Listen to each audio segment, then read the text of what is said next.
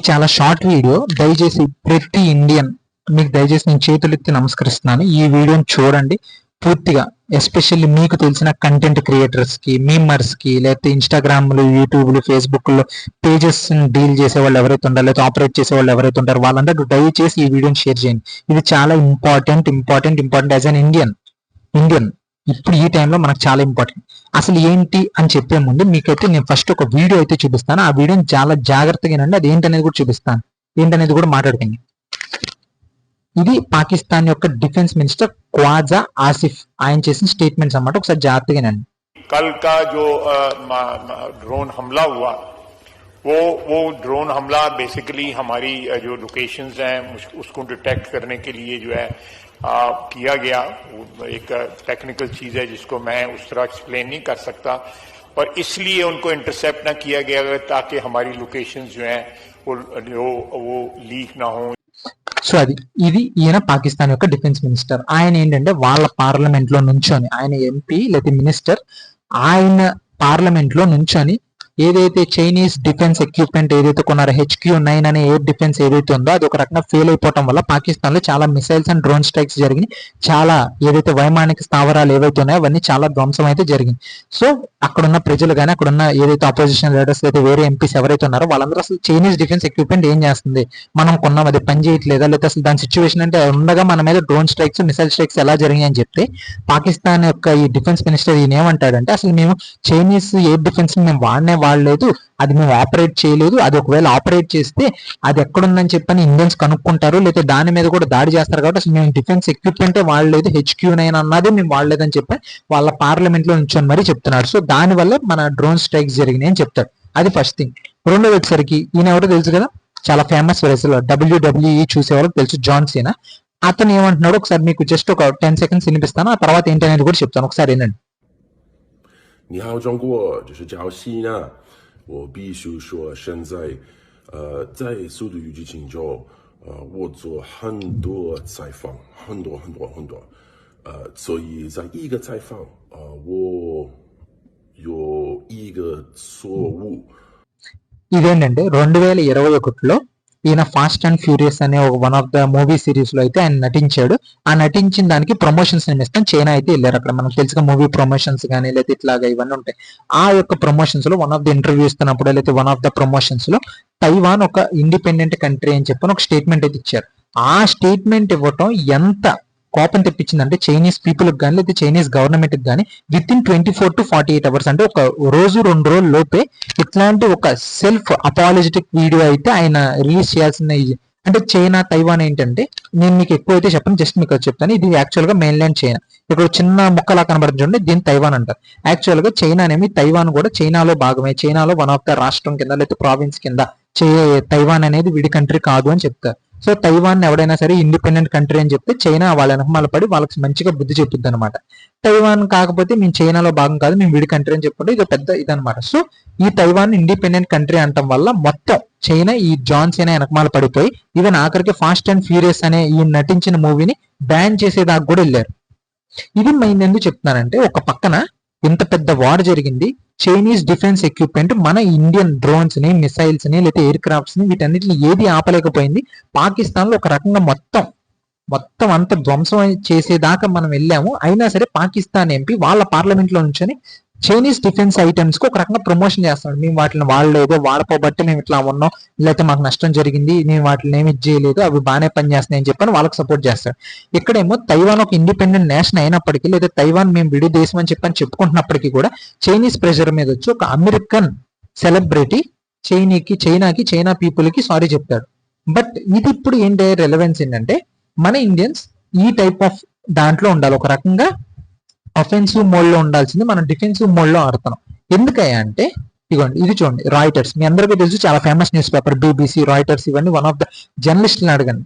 కొంతమంది జర్నలిస్టులకి ఈ news papers లో లేదా ఈ మీడియాలో పనిచేయడం అనేది ఒక రకంగా లైఫ్ టైమ్ అచీవ్మెంట్ అనమాట. వాళ్ళు May 9th ఒక ఆర్టికల్ వేశారు. ఏంటి, Pakistan's Chinese made jet brought down 2 Indian air craft. ఒక పక్కన మన ఫారెన్ సెక్రటరీ విక్రమ్ మిశ్రీ గారు, లేకపోతే మన వింగ్ కమాండర్ వ్యోమికా సింగ్ గారు, లేకపోతే కర్నల్ సోఫియా ఖురేషీ గారు, వీళ్ళందరూ డైలీ ఒకసారి ప్రెస్ బ్రీఫింగ్ పెట్టి ఇది జరిగింది అని with proof, with satellite images లేదా విత్ ఆపరేషన్ ఇమేజెస్ అన్ని చూపిస్తుంటే రాయిటర్స్ న్యూస్ పేపర్ వచ్చేసరికి పాకిస్తాన్ ఏదైతే చైనా నుంచి ఏదైతే జెట్స్ కొనుక్కుందో వాటిని ఉపయోగించి 2 ఇండియన్ జెట్స్ దాంతో కూల్చేసిందంట. ఇది రాయిటర్స్. నెక్స్ట్ వచ్చేసరికి సిఎన్ఎన్ అంట. India strikes deep inside Pakistan claims 5 Indian jets shot down. Claims అంట, అంటే ఎవరో వీళ్ళకి ఇన్ఫర్మేషన్ ఇచ్చారు, దాని మీద వీళ్ళు పెద్ద హెడ్ లైన్ పెట్టేసి షాట్ డౌన్ 5 ఇండియన్ జెట్లు అంట. అండ్ నెక్స్ట్ వచ్చి యురేషియన్, ఇది యూరోప్ ఆ ప్లేసెస్ లో బాగా ఫేమస్ అనమాట. ఇండియన్ రఫేల్ షాట్ డౌన్ అంట. నేను right from the beginning Pahalgam జరిగిన తర్వాత నుంచి నేను చెప్తున్నాను, అండ్ అలాగే ఆపరేషన్ సింధూర్ స్టార్ట్ అయింది కూడా నేను చెప్పాను. నెక్స్ట్ డే నేను అసలు మన ఇండియన్ ఫైటర్ జెట్స్ పాకిస్తాన్ భూభాగంలో కానీ ఎల్ఓసి కానీ దాటలేదు. కేవలం డ్రోన్స్ మిసైల్స్ ద్వారానే మనం అటాక్ చేసాం. అసలు ఫైటర్ జెట్ వెళ్లకుండా వీళ్ళు ఫైటర్ జెట్ ని ఎలా కూల్చుతారు? బట్ అయినా సరే ఇంత పెద్ద పెద్ద ఫేమస్ మీడియాలో పెద్ద పెద్ద ఎక్స్క్లూజివ్ ఉన్న హెడ్ లైన్స్ తో ఇవి న్యూస్ పేపర్స్ న్యూస్ ని వీళ్ళు ప్రింట్ చేస్తున్నారు. ఇది ఒకటే కాదు, మీకు ఇంకోటి చూపిస్తే ఇది సిఎన్ఎన్ ఆర్టికల్ అనమాట. ఏదైతే పెహల్గామ్ టెర్రర్ అటాక్ జరిగిన తర్వాత ఇది ఆర్టికల్. ఏదైతే మనందరికీ తెలుసు టిఆర్ఎఫ్ అనే ఒక టెర్రరిస్ట్ ఆర్గనైజేషన్, రెసిస్టెన్స్ ఫ్రంట్ అనే టెర్రరిస్ట్ ఆర్గనైజేషన్ ఏదైతే టూరిస్ట్ ఒక ఆయుధం కూడా లేని వాళ్ళని, ఒక సామాన్యుల్ని టూరిస్టులని పాయింట్ బ్లాంక్ లో దట్టు రిలిజియన్ యూజ్ చేసి వాళ్ళు చంపేశారు. గన్ మెన్ అని రాశారు వాళ్ళు. టెర్రరిస్ట్ అని రాయటానికి ఏంటిది? అండ్ ఇది ఒకటే కాదు, ఇగోండి బీబీసీ సస్పెక్ట్స్ అంట. అంటే మనం అంటాం కదా ఆడి మీద అనుమానం ఉంది, వాడు ఇంకా ఫైన్ అవ్వలేదు, అంటే ఇప్పుడు కోర్టులో కన్విక్టెడ్ లేకపోతే ఇది అంటారు కదా, అలా సస్పెక్ట్స్ అంట. ఇవన్నీ ఇది ఏపీ న్యూస్. మిలిటెంట్స్ అంట. మిలిటెంట్స్ ఎక్కడా కూడా మీరు ఇంటర్నేషనల్ న్యూస్ ఛానల్ చూడండి, లేదా ఇంటర్నేషనల్ న్యూస్ పేపర్స్ చూడండి, అది పెహల్గామ్ టెర్రర్ అటాక్ అవ్వచ్చు, లేదా ఒక 3-4 రోజుల నుంచి జరుగుతున్న మనకి ఇండియా పాకిస్తాన్ కి మధ్య జరుగుతున్న వార్ గురించి కావచ్చు, ఎక్కడా కూడా ఇండియాని లేకపోతే ఇండియా గెలుస్తున్నట్టు లేకపోతే ఇండియాకి అప్పర్ హ్యాండ్ ఉన్నట్టు మేబీ కొన్ని న్యూస్ ఛానల్స్ లో అయితే కొంతమంది యాంకర్స్ లేకపోతే కొన్ని చోట్ల ఏదైనా ఒప్పుకున్నారు కానీ, బట్ మోస్ట్లీ మన ఇండియన్స్ యొక్క అచీవ్మెంట్స్ ని అయితే మన ఇండియాకి జరిగిన నష్టాన్ని అందరూ డౌన్ ప్లే చేసేవాళ్ళు. ఇగో ఇది వాషింగ్టన్ పోస్ట్ గన్ మ్యాన్. మళ్ళీ ఇగోండి ఇది Guardian Australian news paper. Suspected militants అంట. మిలిటెంట్స్ అంటే ఎవరు? మన ఇండియాలో ఇప్పుడు మనం మావోయిస్ట్ అంటాం కదా, అలాంటి వాళ్ళని మిలిటెంట్స్ అంటారు. ఒక ఏదైనా ఒక పాజిటివ్ కాజ్ కోసం లేదా గవర్నమెంట్ కొన్ని థింగ్స్ చేయట్లేదు, ఈ థింగ్స్ ఇట్లా జరగాలి, అవి చేయట్లేదు, మేము చెప్పి అలసిపోయాము కాబట్టి మేము ఆయుధాలతో ఇంకా పోరాటం చేస్తామని అనుకునే వాళ్ళని మిలిటెంట్స్ అంటారు. పెహల్గామ్ లో చేసిన వాళ్ళు మిలిటెంట్సా? కాదు కదా. బట్ మీరు ఇందా నుంచి అదే చెప్తున్నా, ఒక పక్కన రాయిటర్స్ అవ్వచ్చు, ఒక పక్కన సిఎన్ఎన్ అవ్వచ్చు, ఒక పక్కన లేకపోతే యురేషియన్ టైమ్స్ అవ్వచ్చు, లేకపోతే బీబీసీ అవ్వచ్చు, లేకపోతే ఏపీ న్యూస్ అవ్వచ్చు, లేకపోతే వాషింగ్టన్ పోస్ట్, మీరు ఏదైనా చూడండి ఇండియాని డౌన్ ప్లే చేసేదానికే కనబడతారు. మోరోవర్ మీరు కనుక ఇది కనుక చూస్తే ఏకంగా రఫేల్ అని చెప్పానంటారు. ఇవ్వండి రఫేల్. ఇట్లాగా పెహల్గామ్ టెర్రర్ అటాక్ జరిగిన కాడి నుంచి ఇప్పటికి సుమారు 20 రోజులైంది. ఫేక్ న్యూస్లు గుడ్డిగా ప్రింట్ చేస్తున్నారు ప్రతి మీడియా. దానికి తగ్గట్టే మన ఇండియన్స్. ఇది నేను ఎందుకు అంటున్నానంటే, ఓకే రాయిటర్స్ రాశారు, బీబీసీ రాశారు, గార్డియన్ రాసింది, వాషింగ్టన్ పోస్ట్ రాసింది, అయితే న్యూయార్క్ టైమ్స్ రాసింది, బానే ఉంది. నీ దగ్గర కూడా ఒక ప్రింట్ మీడియా ఉంది కదా, లేకపోతే నీ దగ్గర కూడా ఒక ఇన్స్టాగ్రామ్ ఉంది కదా, నీ దగ్గర కూడా ఒక యూట్యూబ్ ఉంది కదా, లేకపోతే నీ దగ్గర కూడా ఒక ఫేస్బుక్ ఉంది కదా. వీటిని యూజ్ చేసి నువ్వేం చేస్తున్నావు? కేవలం ఒక వెనకమాల ఒక నేషనలిస్టిక్ సాంగ్ పెట్టుకొని, లేకపోతే ఒక ఆర్మీ సాంగ్ పెట్టుకొని, ఏదో కొంతమంది ఏకంగా ఓల్డ్ వీడియోస్ పెట్టుకుంటారు, కొంతమంది రీసెంట్ వీడియోస్ పెట్టుకుంటారు. వాటితో కొన్ని లైకులు, కొన్ని కామెంట్స్, కొన్ని రీచ్, వీటితో మాత్రమే సరిపోయింది. నేను ఈ మాట ఎందుకు చెప్తున్నా అంటే, రీసెంట్ గా నేను ఒక వీడియో చేశాను. పాక్ తో యుద్ధం, ప్రపంచానికి భారత ఆయుధాలు డిమాండ్ అని చెప్పని నేను ఒక యుద్ధం చేశాను. నేను ఒక వీడియో చేశాను నిన్నే. దీనిలో నేను చాలా స్పష్టంగా చెప్పాను. కేవలం 14 నిమిషాల వీడియో మాత్రమే ఇది. నేను చాలా చెప్పాను, ఈ ఏదైతే వార్ వల్ల మన ఇండియన్ డిఫెన్స్ ఏదైతే ఉందో దానికి ఒక గోల్డెన్ ఆపర్చునిటీ వచ్చింది. మనం కరెక్ట్ గా ప్రమోట్ చేస్తే మన ఇండియన్ డిఫెన్స్ ఏదైతే ఉందో ఒక రకంగా మన ఎకానమీకి బూస్ట్ ఇస్తుంది, అండ్ అలాగే కొన్ని వేల మందికి ఉపాధి వస్తుంది. ఇది ఈ మాట ఎందుకు అంటున్నానంటే, మన ఇండియన్ డిఫెన్స్ మీ అందరికీ తెలుసు. కాకపోతే మీకు గత 2-3 రోజుల నుంచి మీకు బాగా వినిపించే పేరు సుదర్శన్ చక్రం ఒకటే. ఇది సుదర్శన్ చక్రం అంటే S-400 మాత్రమే కదా, అదొక్కటే వినపడుతుంది మీకు, అదొక్కటే చెప్తున్నారు కూడా. ఏమన్నా ఉంటే మేబీ ఆకాశన్ ఉంటారు, లేకపోతే బ్రహ్మోసిన్ ఉంటారు, అంటే అంతకు మించి మీకు వేరే పేరే వినపడదు. బట్ మన ఇండియన్ స్కైస్ ఏవైతే ఉన్నాయో ఒక రకంగా ఇలా సేఫ్ గా ఉండటానికి ఒక 4-5 రకాల ఇవి రోల్ ప్లే చేసినాయి తెలుసా మీకు? ఆకాష్ గాని, పృథ్వీ గాని, స్పైడర్ గాని, బరాక్ గాని, బ్రహ్మోస్ గాని, ఇట్లాంటి ఒక 5-6 రకాలు కలిపి మన ఇండియన్ డిఫెన్స్ చేసింది. బట్ అవన్నీ ఎవరు చెప్పడు. సరే వాళ్ళు చెప్పర్రా, వాళ్ళు ఒప్పుకోరు కూడా. S-400 గురించి ఎటు రాయరు, అది రష్యన్ మేడ్ కాబట్టి మన అమెరికన్ న్యూస్ ఛానల్ వాళ్ళు కవర్ చేయరు.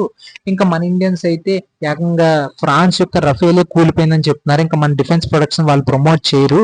మోర్ ఓవర్ ఇవన్నీ వాళ్ళ డిఫెన్స్ ప్రొడక్షన్ ని ఇది చేసుకోవడానికి చేస్తారు. సో మన డిఫెన్స్ ప్రొడక్షన్ మనమే మార్కెటింగ్ చేసుకుందాం. సో దయచేసి మీకు తెలిసిన మేమర్స్, యూట్యూబర్స్ ఇట్లాంటి వాళ్ళకి చెప్పండి వీటి మీద వీడియో చేయమని. అయితే వీటి యొక్క 100% ప్రెసిషన్, 100% స్ట్రైక్ రేట్ ఏవైతే ఉన్నాయో వాటిని ప్రమోట్ చేయండి అని చెప్పాను. ఎందుకు చేయమని చెప్పానో కూడా చెప్పాను. ఇదిగోండి, ఇది వికీపీడియా పేజ్ మొత్తం ఈ ప్రపంచంలో ఉన్న ఆర్మ్స్ ఇండస్ట్రీ గురించి. వీటిల్లో 2023-24 నాటికి ప్రపంచం మొత్తం మీద ఉన్న 190+ దేశాల్లో $2.4 ట్రిలియన్ విలువన్న మిలిటరీ ఎక్స్పెండిచర్ జరిగింది. అది శాలరీస్ అవ్వచ్చు, లేకపోతే కొత్త ఎక్విప్మెంట్ కొనుక్కోవడానికి కావచ్చు. అందులో $632 బిలియన్ కేవలం ఈ ఫైటర్ జెట్లు, ట్యాంకులు, సబ్మరైన్లు, షిప్పులు, బొప్పులు ఇట్లాంటివి కొనుక్కోవటానికి. వాటి నుంచి టాప్ 5 కంపెనీస్ ఏంటో తెలిసి $632 బిలియన్ లాక్హీడ్ మార్టిన్ కి, ఆర్టీఎక్స్ కి, నార్థ్రాప్ గర్మెన్ కి, బోయింగ్ కి, జనరల్ డైనమిక్స్ కి ఎక్కువ శాతం టాప్ 5 ఇవన్నీ అమెరికన్ కంపెనీస్. ఇది ఒకటే కాదు, నేను ఇంకొక టేబుల్ కూడా చూపిస్తా ఒక్కసారి. ఇదిగోండి, ఇది ప్రపంచం మొత్తం మీద ఏ కంట్రీ ఎంతెంత ఆయుధాలను ఎక్స్పోర్ట్ చేస్తుందని పర్సంటేజ్ లో అనమాట. ఇది పర్సంటేజ్ పరంగా 42% అమెరికానే ఎక్స్పోర్ట్ చేస్తారు ప్రపంచంలో అందరికి వెపన్స్. తర్వాత France, Russia, China, Germany, Italy, Kingdom, ఈ స్పెయిన్, ఇజ్రాయెల్, కొరియా. టాప్ 10 లో మన ఇండియా లేదు. మన ఇండియా ఎక్కడ ఉందో తెలుసా? ఇంపోర్టర్స్, అంటే ఆయుధాలను ఇంపోర్ట్ చేసుకుంటున్నాం మనం, అంటే దిగుమతి చేసుకుంటున్నాం. అందులో 10%. ప్రపంచంలో ఒక 100 వెపన్స్ ఆ లావాదేవీలు చేయండి అంటే 10 మన ఇండియాకి వచ్చింది, అంటే ఇంపోర్ట్ చేసుకున్నాం మనం. అంటే ఇది 2023 అవ్వచ్చు, మేబీ 24లో 25లో కొంచెం అటు ఇటు మారు ఉండొచ్చు, కానీ ఇది డేటా.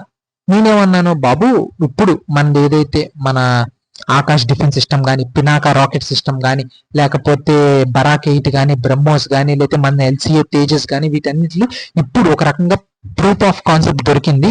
సో ప్రమోట్ చేయండి, మన డిఫెన్స్ ఇండస్ట్రీ ఒక రకంగా ఎక్కడికో వెళ్ళిపోద్దని చెప్పా. ఒక్కడు పట్టించుకోవాలా, లేకపోతే దానికి కావాల్సినంత యాంప్లిఫికేషన్ రాలా. ఇంకెక్కడ జరుగుద్ది? మన ఇండియాకి సాఫ్ట్ పవర్ ఎక్కడ పెరుగుద్ది, హార్డ్ పవర్ ఎక్కడ పెరుగుద్ది? ఇప్పుడు ఏదో మనం సీజ్ ఫైర్ చేసాం, అమెరికా చెప్పంగానే సీజ్ ఫైర్ ఎలా చేసుకుంటారు అది ఇది అని చెప్పని నసిగేసుకుంటున్నారు మన వాళ్ళందరూ. ఇట్లాంటివన్నీ చేస్తేనే మనకు సాఫ్ట్ పవర్ వస్తుంది. అమెరికాకి ఎందుకు అంత సాఫ్ట్ పవర్? ప్రపంచంలో ఎక్కడి నుంచి ఎక్కడ ఆయుధాలు వెళ్ళినా 42% అమెరికా నుంచి వెళ్తున్నాయి. అది ఒక రకంగా అమెరికా యొక్క పవర్. ప్రపంచంలో ఎవడు ఎటు నుంచి ఏది చేసినా డాలరే వాడాలి, అది అమెరికా పవర్. వాటిని మనం యూజ్ చేసుకోవాలి. ఇప్పుడు ఏదో ఇండియా పాకిస్తాన్ యుద్ధం పుణ్యమానని, అది ఒకవేళ అంత మంచిదో చెడుదో వాటి గురించి మళ్ళీ వేరే వీడియోలో మాట్లాడుకుందాం, కానీ బట్ మనకు ఒక ఆపర్చునిటీ దొరికింది, దాన్ని మనం యూజ్ చేసుకోవాలి. మన ఇండియన్ డిఫెన్స్ ప్రొడక్ట్స్ ఇది చేయండి, ప్రమోట్ చేయండి, దాని మీద మీమ్స్ చేయండి. దాని మీద అంటే మీమ్స్ అంటే కామెడీగా కాదు, చూపించండి మన ఇండియన్ యొక్క పవర్ చూపించండి, మన ఇండియన్ యొక్క డిఫెన్స్ ఎక్విప్మెంట్ యొక్క స్ట్రైక్ రేట్ చూపించండి, వాటి యొక్క ప్రిసిషన్ చూపించండి. అది మన ఇండియన్స్ మనం చేయాల్సింది. అంతేగాని ఏదో సమ్ ఓల్డ్ వీడియోస్ కి వెనకమాల సమ్ నేషనలిస్టిక్ న్యూస్లు పెట్టుకొని దాంతో లైక్లు షేర్లు తెప్పించుకోవడం కాదు. సో ఇప్పుడైనా సరే ఈ వీడియోని ఇప్పటిదాకా మీరు కనుక చూస్తే దయచేసి షేర్ చేయండి. మనకి ఇది హై టైం అనమాట. మన ఇండియన్ డిఫెన్స్ సెక్టర్ ఒక రకం టర్నింగ్ పాయింట్ ఇది. So please share this video and అలాగే లైక్ చేయండి. Jai Hind, thank you for watching. And అలాగే don't forget to subscribe and అలాగే హిట్ ద బెల్ ఐకాన్, మీకు వెంటనే నోటిఫికేషన్స్ వస్తాయి నేను వీడియో పెట్టగానే. Thank you.